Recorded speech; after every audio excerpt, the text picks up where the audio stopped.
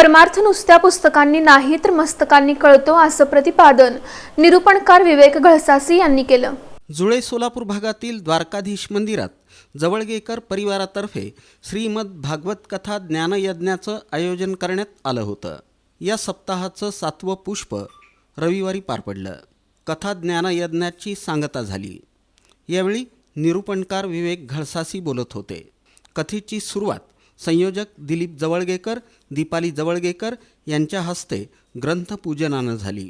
यावेळी न्यायाधीश सोनाली जवळगेकर, संदीप जवळगेकर, केतकी जवळगेकर, कपिल जवळगेकर, सुनील देशपांडे, सुप्रिया देशपांडे, मोहन अणवेकर, मंदिराचे व्यवस्थापक दत्तात्रय पाठक यांच्यासह भाविक उपस्थित होते।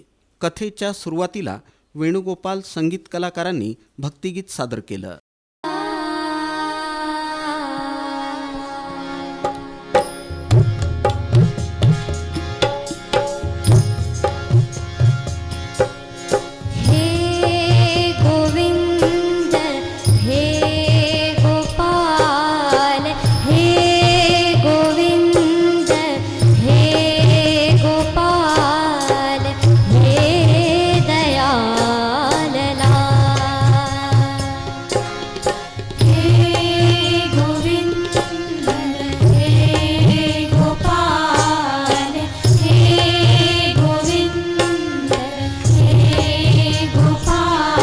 निरूपणकार विवेक घळसासी यांनी आपल्या ओघवत्या वाणीतून रुक्मिणी स्वयंवराची कथा सांगितली।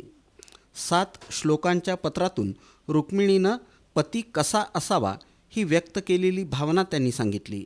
श्रीकृष्णानं शिशुपाल, वक्रदंत यासह अनेक दुष्टांचा संहार केला। गोकुळातून श्रीकृष्णाला नेण्यासाठी आलेल्या अक्रूरासमोर भावविवश झालेल्या गोपिकांची स्थिती सांगितली। ब्रजभूमीला विशेष महत्त्व असल्याचं सांगताना त्यांनी भगवंताच्या चरणरजानं पवित्र झालेली माती तिथं असल्याचं सांगितलं। ज्याचं ऐल तीर धड आहे त्याचं पैल तीर धड होतच होतं। त्यामुळे इथलं जीवन आपण आनंदाने भरू, मग तिथलं जीवन आपोआप भरलं जातं। कारण का संतांनी आपल्याला शेवटी दुसरं काही सांगितलं नाही। आनंदे भरीना तिन्ही लोक। त्यामुळं त्यासाठी आहे मंदिरात जाताना हसत जा। मला 7 दिवस द्वारकाधीशांनी सांगितलं की भैया इतना मेरा मेसेज पहुंचा दो, की येताना असं काहीतरी आता फासावर लटकवतात की काय आपल्याला असा चेहरा करू नये। जरा पायऱ्या चढताना दम बिम लागतो हे खरं आहे, पण थोडं बाहेर थांबावं आणि मग हसत जावं। शेवटी जवळगेकर आणि पाठक परिवारातील सर्व सदस्यांच्या हस्ते भागवताची आरती झाली।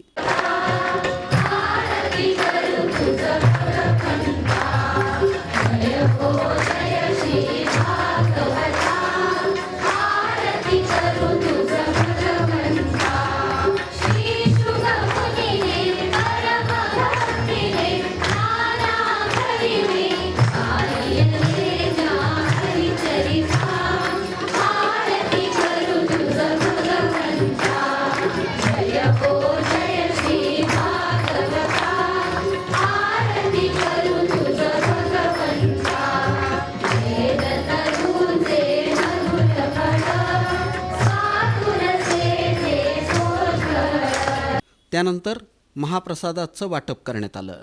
रविवारी समारोप असल्यानं श्रोत्यांनी मोठी गर्दी केली होती। सुमारे 1,500 श्रोते उपस्थित होते।